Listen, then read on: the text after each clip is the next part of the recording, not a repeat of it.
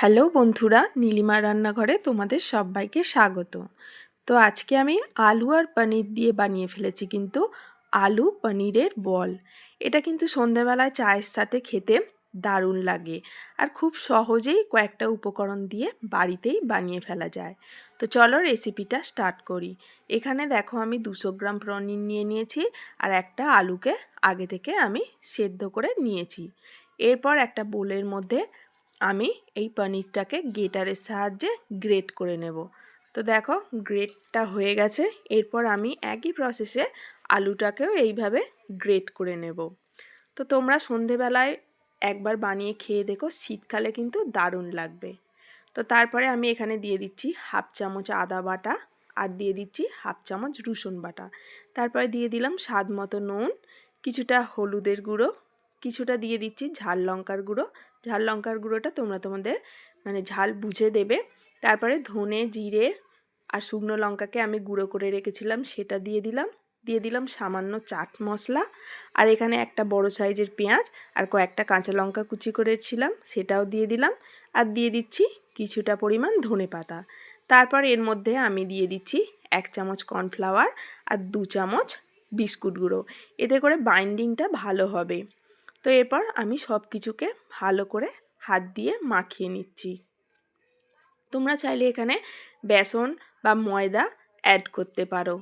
তো হাত দিয়ে ভালো করে মাখিয়ে নিয়েছি। এরপর হাতের মধ্যে একটু সাদা তেল লাগিয়ে নিয়েছি যাতে হাতে জড়িয়ে না যায়। এরপর আমি এইগুলোকে গোল গোল শেপে বানিয়ে নেব। তো হাত দিয়ে একটু প্রেস করে করে গোলটা করে নিতে হবে, না হলে ভেঙে যাবে। তারপর হাতের তালুর মধ্যে রেখে একটু রাউন্ড শেপে করে নিতে হবে। তো আমি এখানে পরপর দুটো তোমাদের করে দেখাচ্ছি। তো এরপর আমি সবগুলোকে একইভাবে বানিয়ে নেব। তো দেখো সবগুলো বানানো হয়ে গেছে। এবার এটাকে আমি এক সাইডে রেখে একটা বাটি নিয়ে নিয়েছি। তার মধ্যে আমি একটা ডিম ফাটিয়ে দিচ্ছি আর ডিমের মধ্যে কিছুটা পরিমাণ নুন দিয়ে এটাকে ভালো করে ফেটিয়ে নিচ্ছি। তোমরা চাইলে এখানে কর্নফ্লাওয়ারও নিতে পারো। তারপরে একটা একটা বলকে নিয়ে ডিমের মধ্যে এইভাবে দিয়ে বিস্কুটের মধ্যে দিয়ে আমি কোট করে নেব। তো আমি এখানে হাত দিয়েই কোটটা করে নেব। আমার মনে হচ্ছে চামচ দিয়ে বেশি অসুবিধা হচ্ছে, হাত দিয়ে করলে শেপটাও ঠিকঠাক আসবে আর সেরকম কিছু অসুবিধাও হবে না। তো দেখো গোল গোল করে বানিয়ে নিচ্ছি। প্রথমে একটা বানিয়ে নিচ্ছি, এরপর তোমাদের আর একবার দেখিয়ে দিচ্ছি। তো তোমরা চাইলে এখানে ডবল কোটিং করতে পারো। তো আমি এখানে একবার করেই কোটিংটা করছি।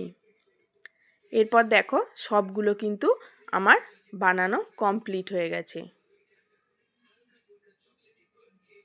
তো তারপর আমি কড়া গরম করতে বসিয়ে দেব।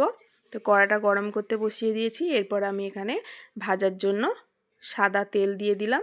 তেলটা গরম হয়ে গেছে। এরপর একটা করে বল নিয়ে আমি এর মধ্যে ছেড়ে দিচ্ছি।